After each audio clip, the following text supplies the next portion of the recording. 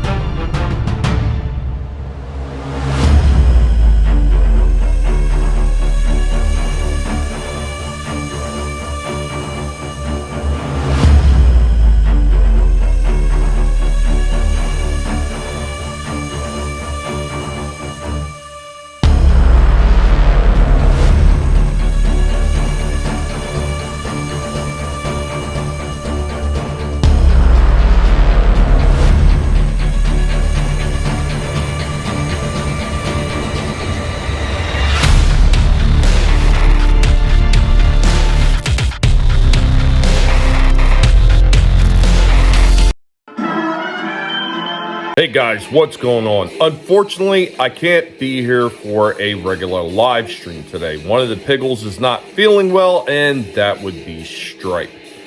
So I have to do extra things to take care of Stripe to make sure that he's going to be okay. So that is going to be taking up a lot of my time, and I just don't have enough time to spare to be able to do a live stream right now.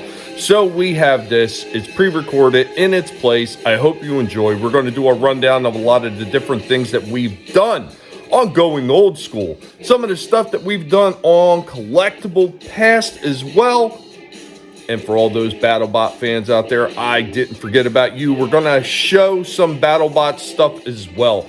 Guys, thank you for every single time that you come out for these live streams. For every time you come out and watch the videos and leave those comments, they do mean a lot. I do really appreciate it. Next week, we should be back with a regular live stream, and we will see you then. Until then, have a good one. Later, y'all. So today we'll be talking about the 1983 Chronoform watches. Now, following the attempt by Takara to license the Diaclone figures in the North American market under Diachron, they attempted to use Chronoform, a rebranding of some of the watches that were included in their Microchange line as part of Microman. Hey everybody, what's going on? We got Helmet with us today. Of course, with Helmet here hanging out, you know it's space related. So what are we showing off today? From 1979, and from Mego, we have Vincent from the Black Hole. Vincent's my name, sharpshooting's my game. Now, this is an original one I've had since I was a kid, and unfortunately, his little blasters did get broken off, and a lot of the paint where his name was also wore off as well. Still, I think this piece, for its age, still looks pretty good. In case you were wondering what Vincent stood for, vital information necessary, centralized. So today we will be talking about a movie based on a comic book written by Al Feldstein and William M. Gaines, written and directed by John Hughes.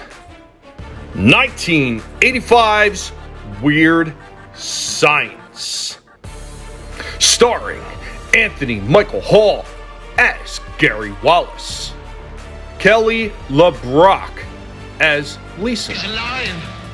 A lion! Ian Mitchell Smith as Wyatt Donnelly, Bill Paxton as Chet Donnelly, You die, she walks out of here with a severe limp. Suzanne Snyder as Deb, Judy Aronson as Hilly, Robert Downey Jr. as Ian, and Robert Russler as Max. Scotch! Straight up? Yeah, give me the whole bottle. Tell you what, you bend over. Now shove it straight up your ass. 1994, from outer space comes a runaway planet hurtling between the Earth and the Moon, unleashing cosmic destruction. Man's civilization is cast in ruins.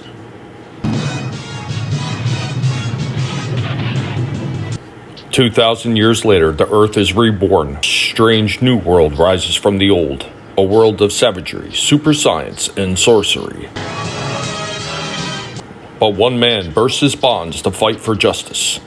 With his companions Ukla the Mott and Princess Ariel, he pits his strength, his courage, and his fabulous sun sword against the forces of evil.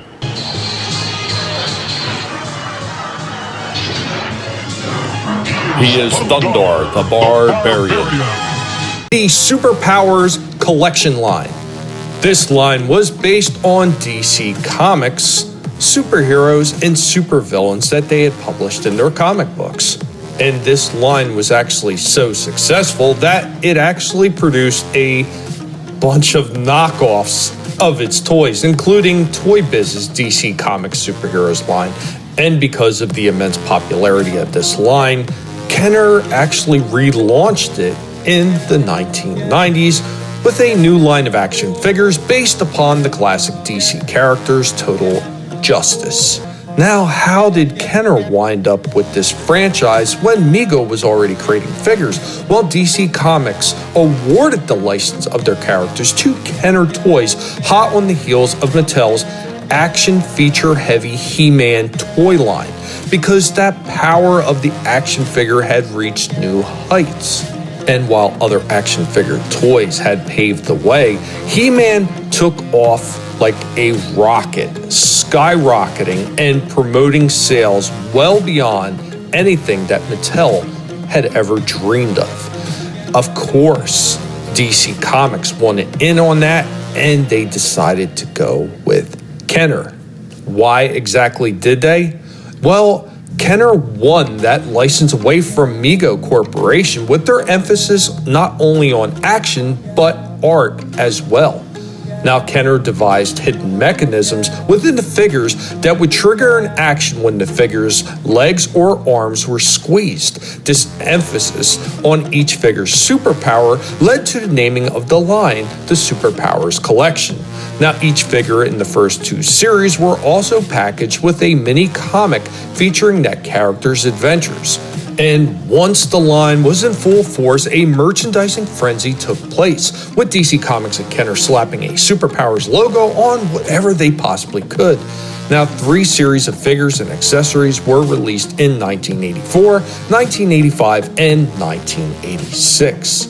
And to help promote the line, DC Comics produced 3 comic book miniseries featuring characters from the toy line, one during each year of the toy line's existence. These comics were separate from the continuity of the regular comics featuring those characters.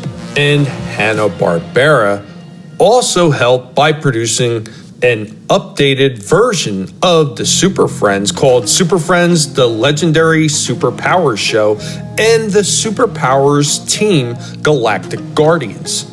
Burger King also produced a line of cup holders available at their restaurants in 1986.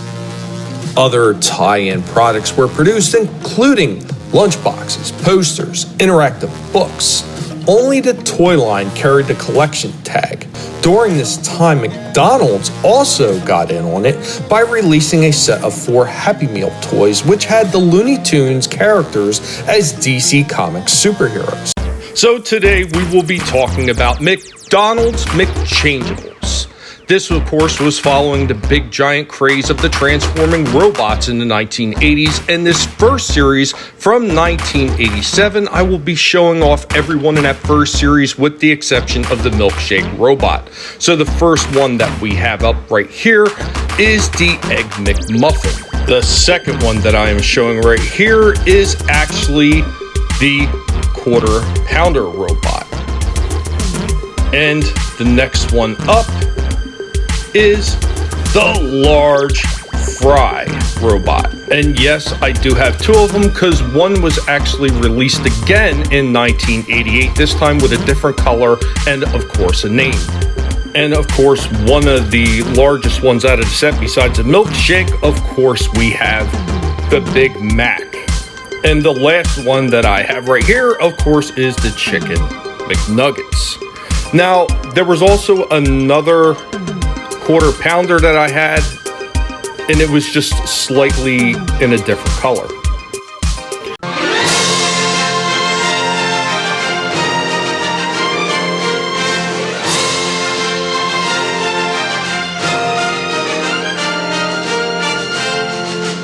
So, after running Battlestar Galactica, Universal Productions decided that they were going to dip their toes into the toy market the same way that Kenner did with their 3 3/4 inch action figures for the Star Wars franchise. These ones were slightly larger, they were 4.5 inches tall on average. I don't have all the collection that I used to, but there was quite a few figures in the original set. There are 2 Cylons here, and of course Moffat. Scan for identification. And another set that I still have a few of. These ones also came in 1978. Same way that Star Wars had did mini vehicles, well, Battlestar Galactica did that, but I think that they did it better. Now these ones actually came with a firing action. Now, I know some of these are kind of like hard pressed to fire right now because they've been sitting for so long, but they had foldable wings. Obviously, they had a moving cockpit, and they actually had a little pilot that would actually sit in there too. So I have the Cylon Raider. Of course, he had the fold-out wings, and the missiles used to fire. These ones have been sitting around for a long time. They're kind of dirty, and I think the springs are a little rusty, and they just don't have the ability to fire the missiles out the way they used to. But these were the firing missile ones. So if I hold this button down, you can see the missile comes completely out. Now, when they created the ones that couldn't fire anymore, because a kid actually choked himself on one of these missiles because he fired it and it wound up lodging in his throat. And by the time they got him in the hospital, it was too late and he had passed away. And they wound up creating changes to these toys, and they did a recall, and all the original firing missiles were taken away.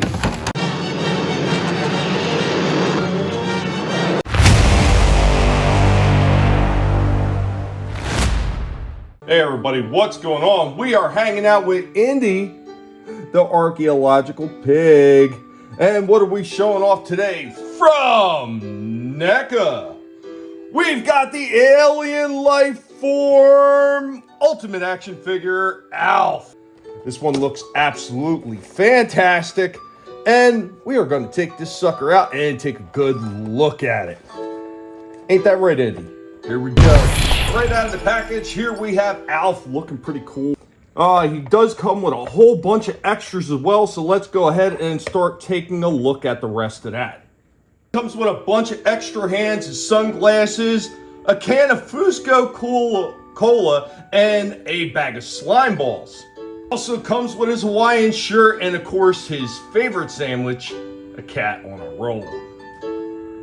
You will also notice that the articulation of the jaw does allow for that classic Alf mouth to the side as well as straight forward. I really love that they put that touch in there. So here we go with the final setup with Alf. A couple more hands. He's got his ham radio. He's got a picture of himself framed on the table as well. And he's got a small bucket of popcorn. Anyway, guys, I think this one looks absolutely fantastic.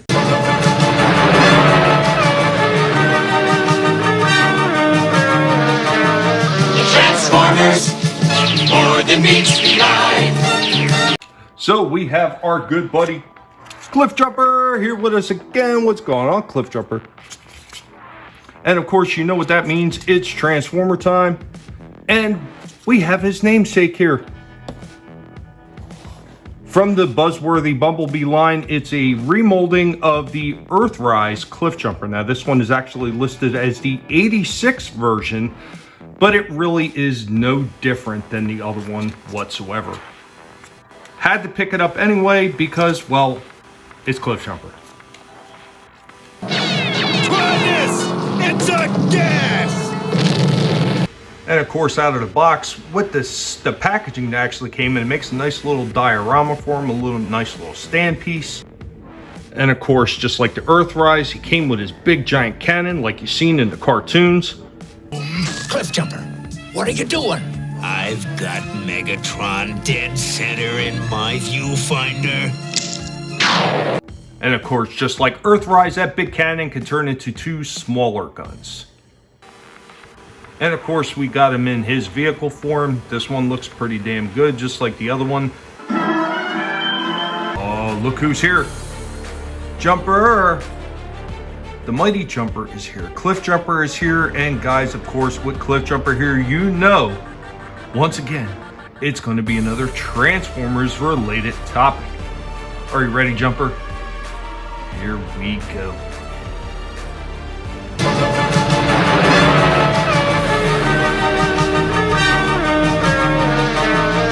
Transformers, more than meets the eye.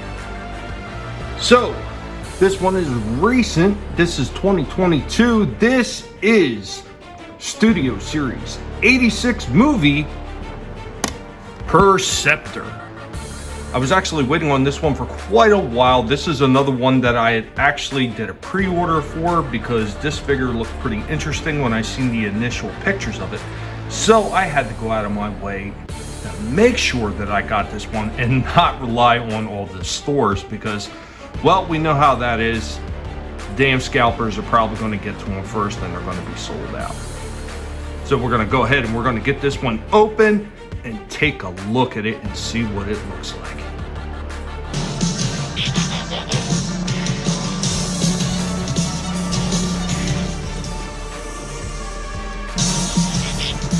Ultra Magnus, a cursory evaluation of Decepticon capability indicates a distinct tactical deficiency. So out of the package, this one looks pretty damn good.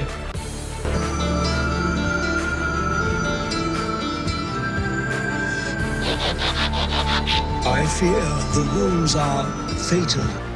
So the one I got out is actually a parts Perceptor, but as you can see, it was more of a teal color than actually blue.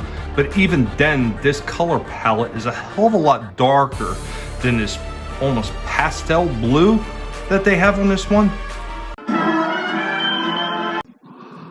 Cocaine's a hell of a drug.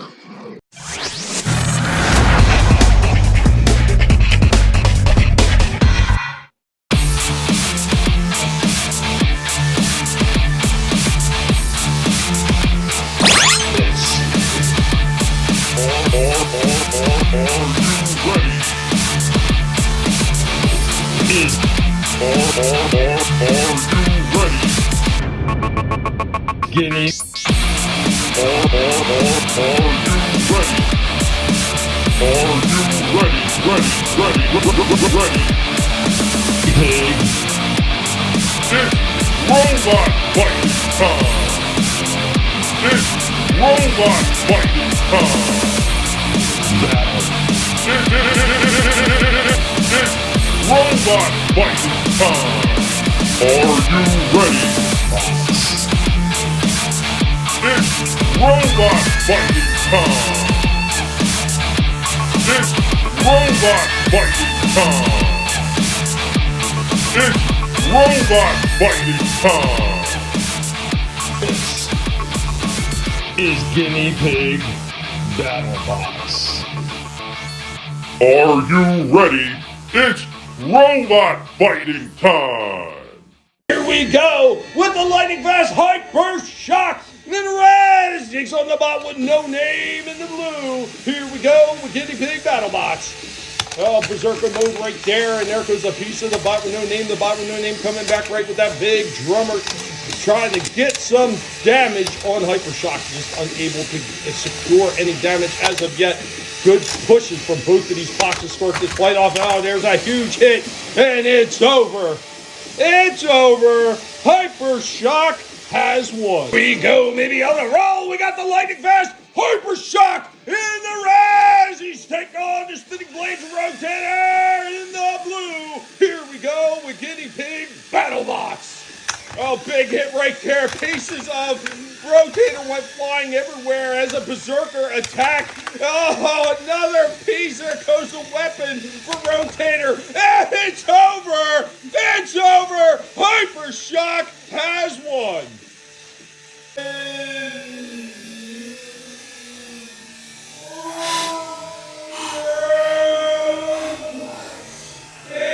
Down. We got the lightning fast Hypershock in the red. It goes up against Grindhouse in the blue. Here we go with Guinea Pig BattleBots.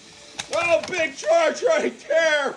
Blown up and over. And this one is done already as Hypershock has won again. All roll. We got the lightning fast Hypershock in the red.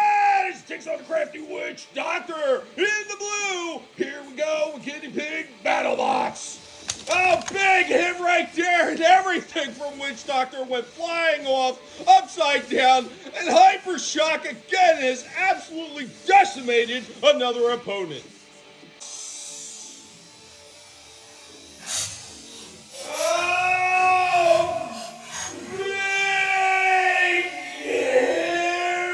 You better run, Mojito. You what? I thought you said don't move. That was before. Now, you run. Adios, amigo.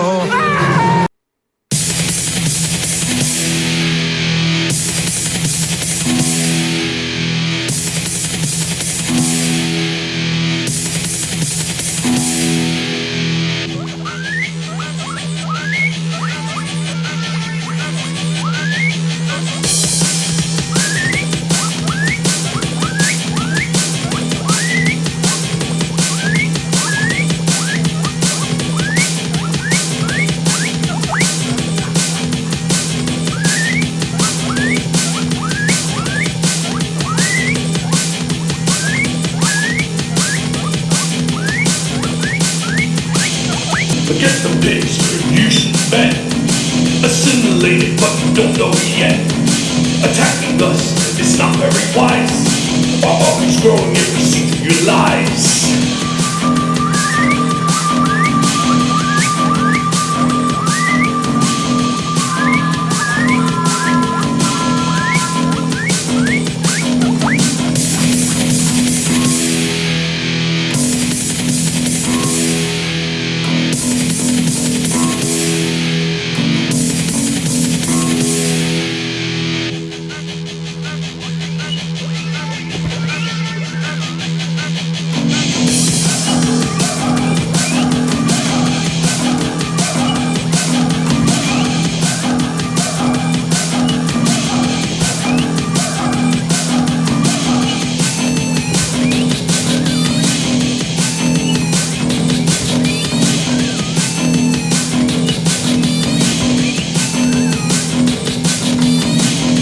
What we are looking at, good and evil, right and wrong.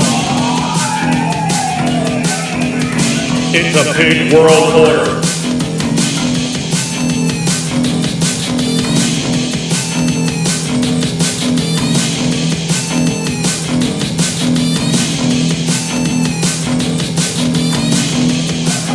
A big world order. A big world order. A big world order. Somebody's gonna wind up getting their toes nibbled off in here. A big world order. A big world order. A big world order. A big world order. A big world order. A big world order. Better hide your toes as we're coming for 'em. A big world order. A big world order. A big world order.